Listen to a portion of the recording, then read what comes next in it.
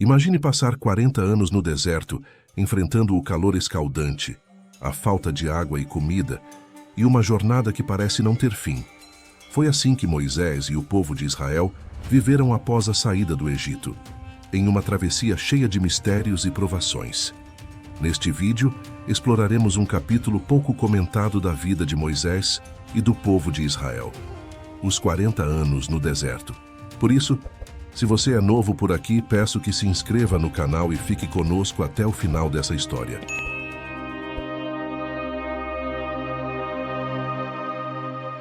O calor do deserto era implacável, mas Moisés já havia se acostumado. O horizonte se perdia em um mar de areia dourada, vasto e silencioso, que parecia estender-se sem fim. Ali, em meio à imensidão seca e à ausência de vida, Moisés se questionava sobre os caminhos de Deus. Tantos anos haviam se passado desde que ele, com um cajado e fé inabalável, enfrentou o poderoso Faraó e viu as águas do Mar Vermelho se abrirem diante do povo de Israel. Porém, agora, ao invés de conquistas gloriosas, ele e o povo caminhavam em círculos. Moisés suspirava enquanto via as tendas do povo espalhadas ao longe, pequenas e frágeis como folhas ao vento. Israel tinha saído do Egito com promessas grandiosas, mas a esperança inicial se transformava em inquietação e desânimo. O povo murmurava constantemente, e os mais velhos falavam dos dias em que, ao menos, havia carne para comer e água para beber. No meio daquele povo que tantas vezes havia visto o impossível se tornar real, começava a surgir um desejo de retorno ao passado, de volta à segurança ilusória das correntes do Egito. E Moisés, o líder, sentia o peso de cada lamento e cada queixa. Em meio ao silêncio do deserto, ele se perguntava por que Deus permitia que o povo passasse por tamanhas provações. Não seria mais fácil nos guiar direto para a terra prometida? Ele murmurava em suas orações silenciosas. Por que o deserto por tanto tempo? A resposta, no entanto, não vinha com a rapidez das pragas ou com a clareza das colunas de fogo e de nuvem. Não havia um milagre que respondesse àquela dúvida. Havia apenas o silêncio. Um silêncio profundo, quase esmagador, que preenchia o deserto e a alma de Moisés. Ao contrário das grandes manifestações do passado, agora o encontro com Deus acontecia em intervalos longos e em sussurros, como se o próprio Senhor estivesse ensinando algo além da paciência. E então Moisés começava a entender. Ali, no deserto, cada dia que passava se transformava em uma lição de dependência e de fé. Os grandes milagres haviam mostrado o poder de Deus, mas o silêncio do deserto revelava algo mais: a necessidade de transformar o coração. O povo precisava aprender que a liberdade verdadeira não se resumia em deixar o Egito para trás, mas em deixar que Deus conduzisse cada passo, até mesmo na aridez do deserto. Era um aprendizado lento, quase imperceptível, mas essencial. E enquanto observava o horizonte, Moisés começava a aceitar que aquele tempo, que parecia uma pausa sem sentido, talvez fosse o tempo exato para um propósito maior do que ele ou o povo poderiam compreender. Era o tempo do deserto, o tempo de Deus.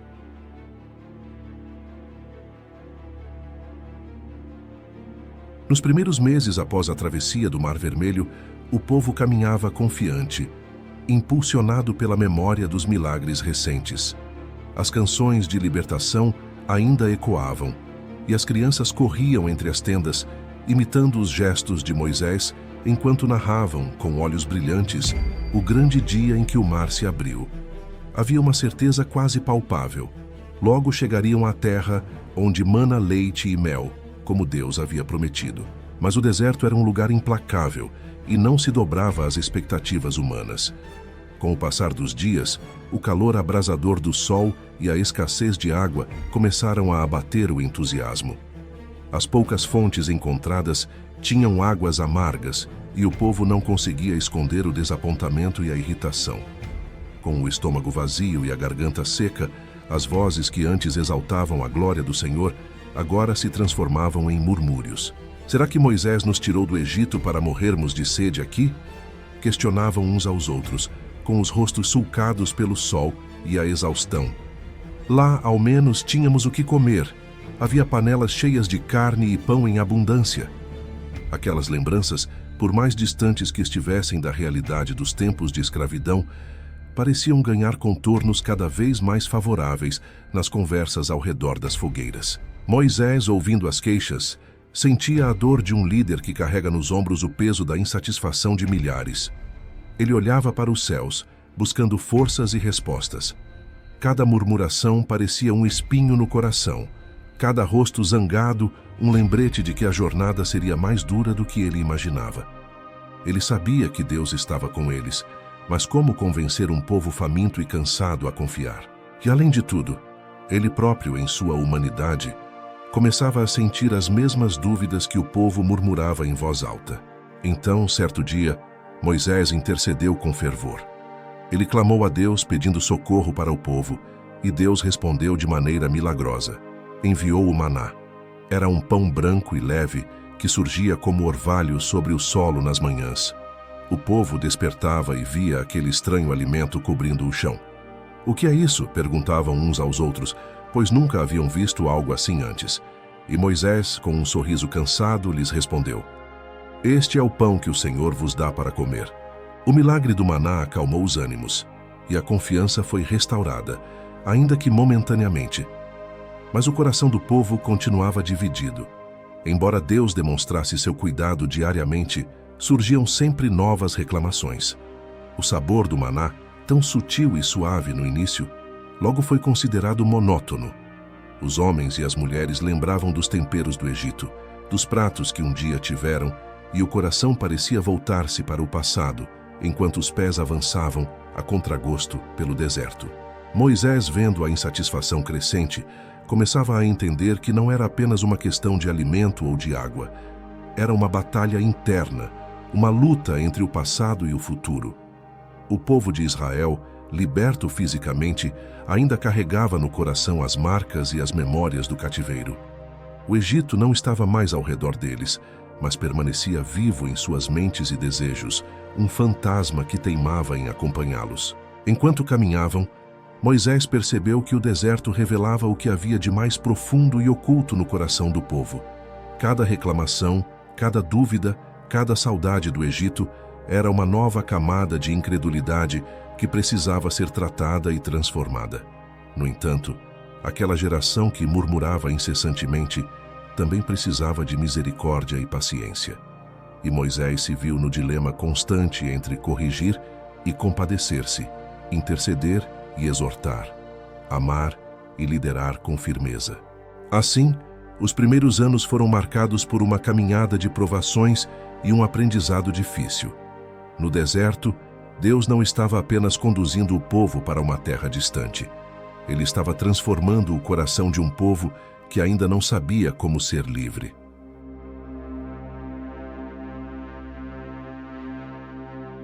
Com os anos se estendendo pelo deserto, o povo de Israel já havia deixado para trás qualquer ideia de uma viagem rápida.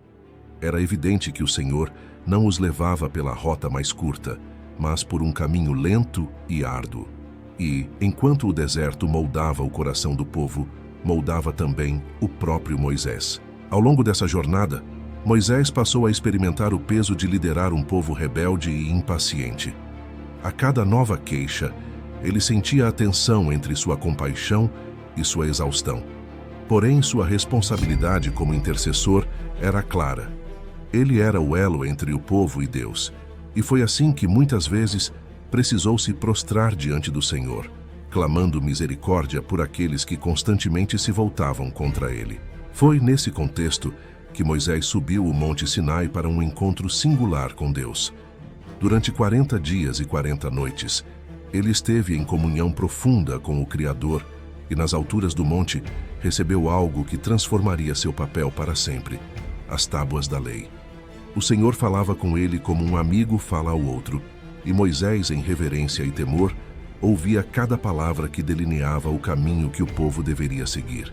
Aqueles mandamentos não eram apenas regras, eram a revelação do caráter de Deus e uma resposta para as questões mais profundas da alma humana. Ao descer do monte, Moisés carregava não só as tábuas de pedra, mas também uma nova visão da vida. Ele estava diferente, transformado por aquela intimidade com Deus. O povo percebeu a mudança. Seu rosto brilhava intensamente, refletindo a glória do Senhor, a ponto de precisarem cobrir o rosto dele com um véu. Aquela luz era o símbolo de que algo muito maior do que uma travessia estava acontecendo no deserto.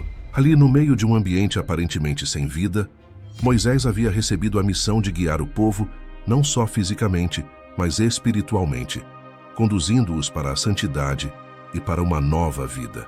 Porém, mesmo com essa transformação, as provações continuavam. Em certa ocasião, quando o povo mais uma vez murmurou contra Deus por causa da falta de água, Moisés foi ordenado a falar a uma rocha para que dela brotasse água. Mas, tomado pela ira diante da incredulidade dos israelitas, ele golpeou a rocha com seu cajado. O milagre ainda aconteceu, mas o coração de Moisés estava ferido. Esse episódio lhe custaria a entrada na terra prometida, pois Deus viu em seu ato um sinal de desobediência. Esse erro marcou profundamente Moisés. Em sua humanidade, ele sentiu as consequências do seu cansaço e da sua frustração. No entanto, essa fraqueza trouxe também uma lição de humildade e dependência. O próprio deserto, com suas dificuldades e desafios, revelava a fragilidade humana, até mesmo em um líder como ele, e a necessidade de uma total confiança em Deus. Ao longo dos anos, Moisés compreendeu que sua missão era mais do que conduzir Israel até Canaã. O deserto era um campo de treinamento espiritual. Ali, longe de qualquer conforto, era preciso aprender a confiar plenamente em Deus, a obedecer sem hesitar e a caminhar pela fé.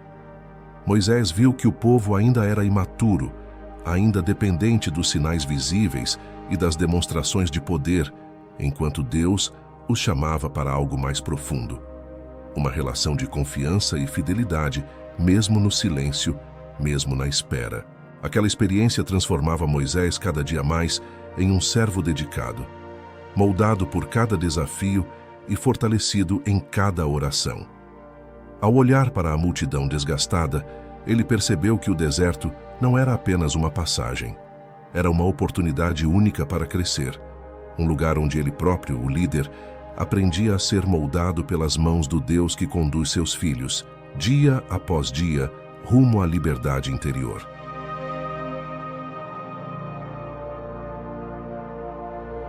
Nos últimos anos da jornada, o deserto que outrora parecia interminável, começava a revelar sua fronteira final.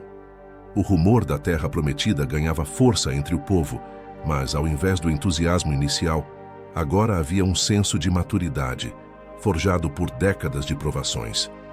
Moisés, já idoso, olhava para aquele povo com um misto de orgulho e tristeza, pois sabia que não pisaria naquela terra. Ainda assim, sentia a paz de ter cumprido a missão que Deus lhe confiara. Durante esse período, Moisés dedicou-se a preparar a nova geração que nascera no deserto. Jovens que nunca conheceram o Egito, mas que carregavam a fé e o aprendizado adquiridos por seus pais.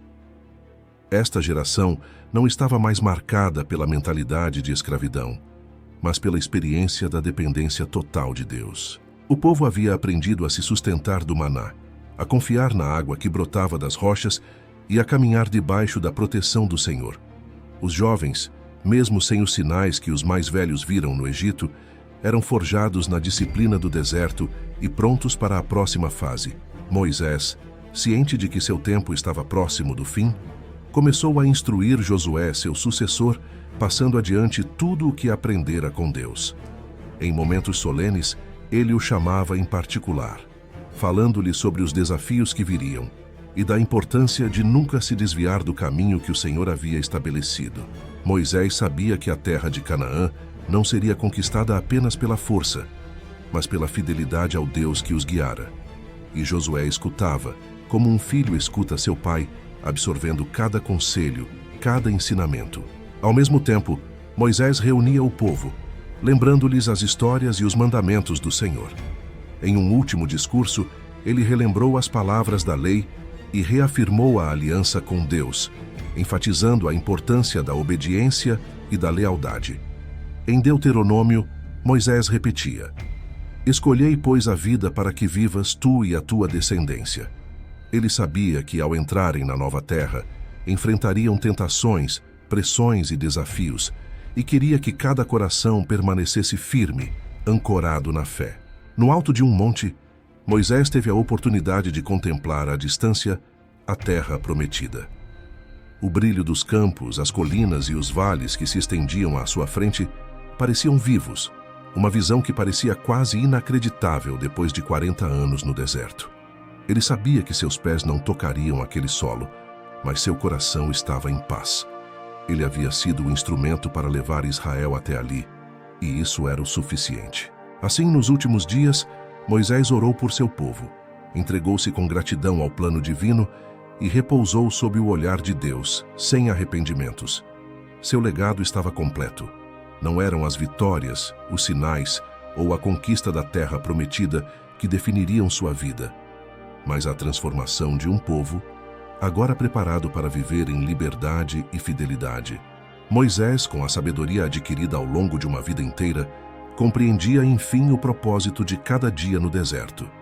Ele havia guiado Israel para muito além de uma fronteira geográfica, guiara o povo a uma nova relação com Deus. No silêncio do monte onde descansaria para sempre, ele sabia que no tempo de Deus, cada promessa se cumpriria.